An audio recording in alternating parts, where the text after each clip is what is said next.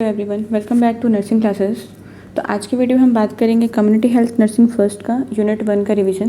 तो आज से हम जितने भी कम्युनिटी के चैप्टर्स हैं, मतलब जितने भी 11 यूनिट्स हैं कम्युनिटी हेल्थ 1 में, उसका हम एक एक वीडियो में करके सारे का जितने भी इंपॉर्टेंट क्वेश्चन है जो कि मोस्ट एक्सपेक्टेड रहते हैं उनका हम बिल्कुल शॉर्ट में वन शॉट रिवीजन करेंगे। तो आज हम बात करते हैं जो फर्स्ट यूनिट है कम्युनिटी हेल्थ नर्सिंग का, उसका ये रिवीजन नोट्स हैं। जो main expected most expected questions हैं हम उनका यहाँ पर डिस्कशन किए हैं, जो कि बहुत बार प्रीवियस ईयर में आ चुके हैं। तो हम स्टार्ट करते हैं फर्स्ट क्वेश्चन से। तो जो फर्स्ट क्वेश्चन है, define public health, community health and community health nursing, discuss the principle and scope of community health nursing.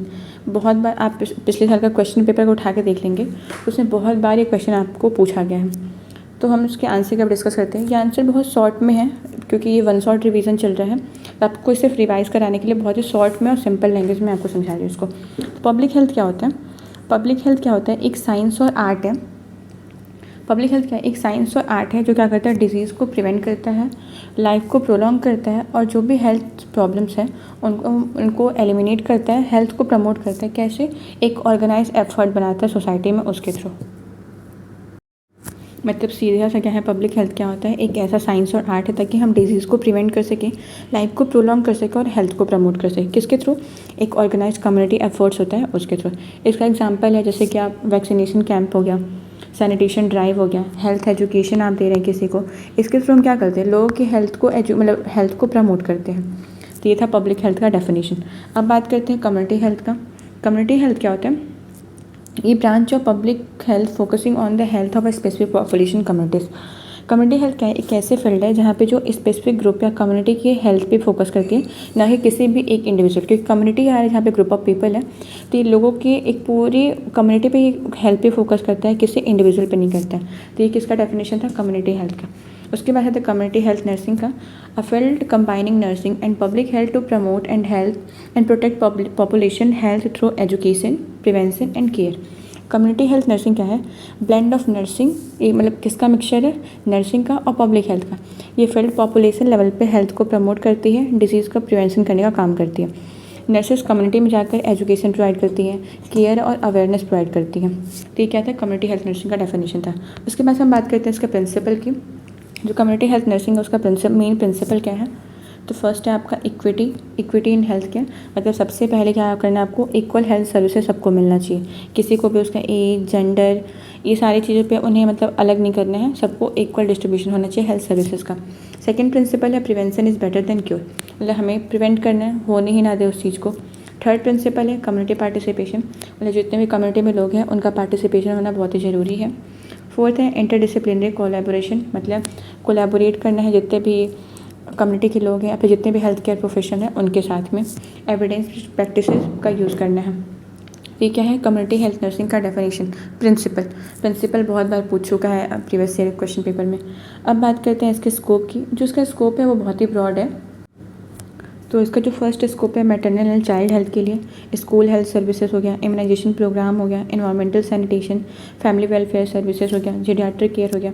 अलग से भी आप ऐड कर सकते हैं होम नर्सिंग केयर हो गया। होम नर्सिंग क्या होता है? जो हम मतलब जो नर्सेज होती हैं वो घर पे जाके जो केयर प्रोवाइड करती हैं उसको हम क्या बोलते हैं? होम नर्सिंग केयर बोलते हैं। उसके बाद से आता है नर्सिंग होम।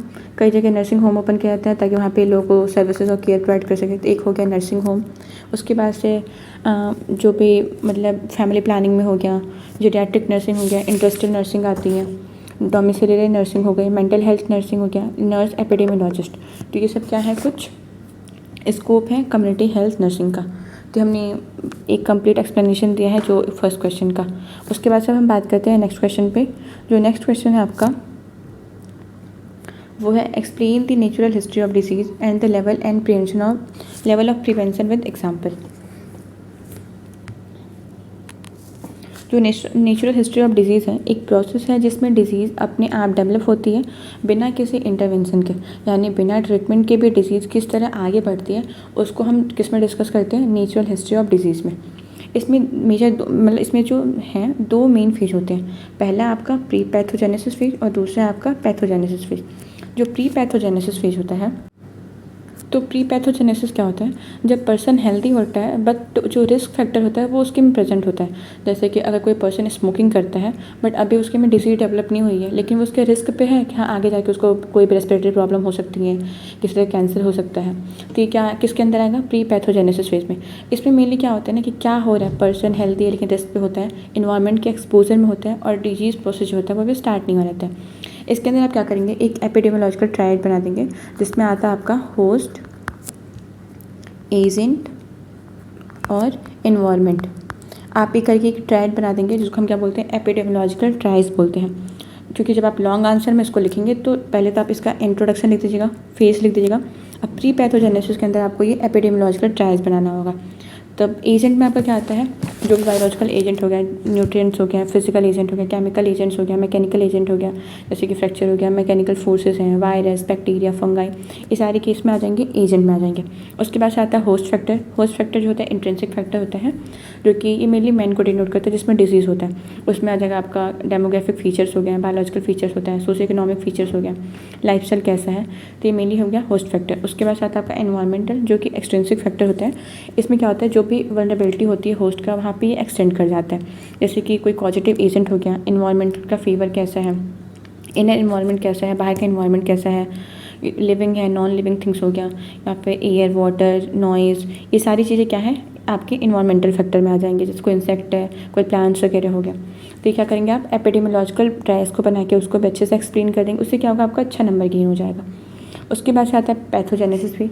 पैथोजेनेसिस फेज में क्या होता है, जब डिजीज़ का प्रोसेस है वो स्टार्ट हो चुका है, जैसे कि टीबी के सिम्टम्स आने स्टार्ट हो गया, अगर किसी को डिजीज़ हुई है तो उसको हम किसके अंदर डिस्कस करते हैं, पैथोजेनेसिस फेज के अंदर डिस्कस करते हैं। जो पैथोजेनेसिस फेज होता है उसमें मेनली 3 फेज हमें देखने को मिलता है। सब क्लिनिकल फेज, सब क्लिनिकल स्टेज, क्लिनिकल और स्टेज ऑफ कॉम्प्लिकेशन। इसमें 3 स्टेज हमें देखने को मिलता है। जो सब क्लिनिकल स्टेज होता है इसमें क्या होता है, डिजीज़ कॉजिंग एजेंट होता है हमारे बॉडी में एंटर कर जाता है। क्लिनिकल स्टेज में क्या होता है, विजिबल साइन एंड सिम्टम्स वो होता है। और जो स्टेज ऑफ कॉम्प्लिकेशन होता है या फिर जो आउटकम होता है उसमें क्या होता है कि मतलब इंसान को क्या आउटकम्स आया, रिकवरी हो गई कि नहीं, या फिर कोई डिसेबिलिटी हमें देखने को मिला है क्या।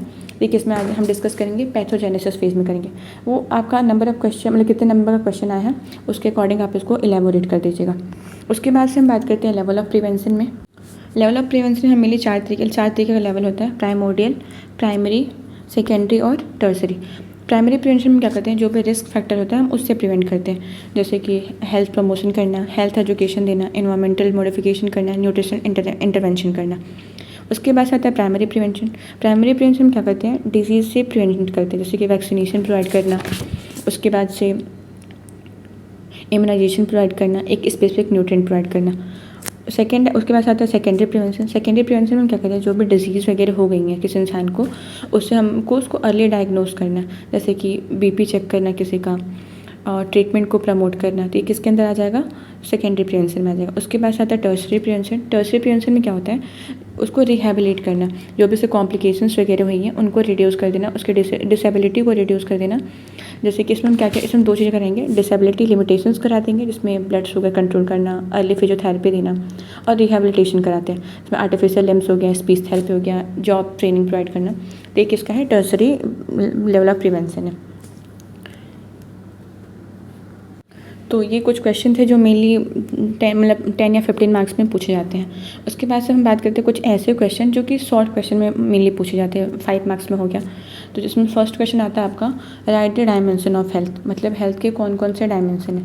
हेल्थ है physical, mental, social, emotional, spiritual, environmental और ऑक्यूपेशनल। फिजिकल में क्या आता है आपका, बॉडी कंडीशन कैसी है। मेंटल में इमोशनल और साइकोलॉजिकल स्टेट कैसा है। सोशल में रिलेशनशिप एंड कम्युनिकेशन कैसा आपका। इमोशनल में फीलिंग को एक्सप्रेस करना होता है। स्पिरिचुअल में वैल्यू और बिलीव्स क्या है किसी चीज़ को लेके। इन्वायरमेंट में सराउंडिंग सेफ है या नहीं, उस चीज़ के बारे में डिस्कशन करते हैं। और ऑक्यूपेशन में जॉब सेटिस्फेक्शन कैसा है। तो ये किसका था, डायमेंशन ऑफ हेल्थ है। अगर स्पीड ज़्यादा हो रहा है तो आप इसको स्लो करके देख सकते हैं, क्योंकि ये 1 शॉट रिविजन है। अगर मैं बहुत स्लो आपको एक्सप्लेन करूँगी तो इससे वीडियो जो होगा वो बहुत ज़्यादा लंबा हो जाएगा, इसीलिए मैं थोड़ा स्पीड में जा रही हूँ। अगर आपको ज़्यादा लग रहा है तो आप स्पीड कम करके भी देख सकते हैं। उसके बाद से हम डिस्कस करते हैं जो नेक्स्ट क्वेश्चन है, वो है mention the determinants of health. ये भी बहुत बार पूछता है कि हेल्थ के डिटर्मिनेंट्स क्या है। डिटर्मिनेंट्स क्या होता है? हेल्थ पर इन्फ्लुएंस करने वाला फैक्टर, उसको हम क्या कहते हैं?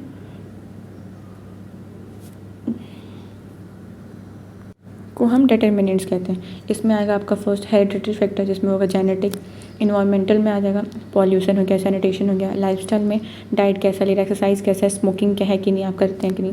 सोशो इकोनॉमिक स्टेटस हो गया आपका। फिर हेल्थ सर्विसेज हो गया, एजुकेशन हो गया, एम्प्लॉयमेंट हो गया। हेल्थ सर्विसेज आपके पास कितना पहुँच रही है, तो ये सारी चीज़ें क्या हैं? हेल्थ के डिटर्मिनेंट्स हैं। उसके बाद से हम बात करते हैं नेक्स्ट क्वेश्चन की, जो कि है question number 3, right the notes on health problems in India. जो भी इंडिया में कौन कौन से हेल्थ प्रॉब्लम हो सकते हैं, इंडिया में मेजर हेल्थ प्रॉब्लम्स क्या हैं। तो फर्स्ट है आपका कम्युनिकेबल डिजीज़, जिसमें आता है आपका मलेरिया हो गया, टीबी हो गया, डेंगू हो गया। उसके बाद से नॉन कम्युनिकेबल, जिसमें डायबिटीज़ हो गया, स्पेशली जो नॉन कम्युनिकेबल होते हैं, डायबिटीज़ हो गया, हाइपरटेंशन। उसके बाद से आता है माल न्यूट्रिशन, स्पेशली चिल्ड्रन में देखने को मिलता है, जैसे प्रोटीन एनर्जी माल न्यूट्रिशन हो गया। उसके बाद से high infant and maternal mortality rate हो गया, mental health and poor sanitation हो गया, जो भी कि मेजर कंसर्न है।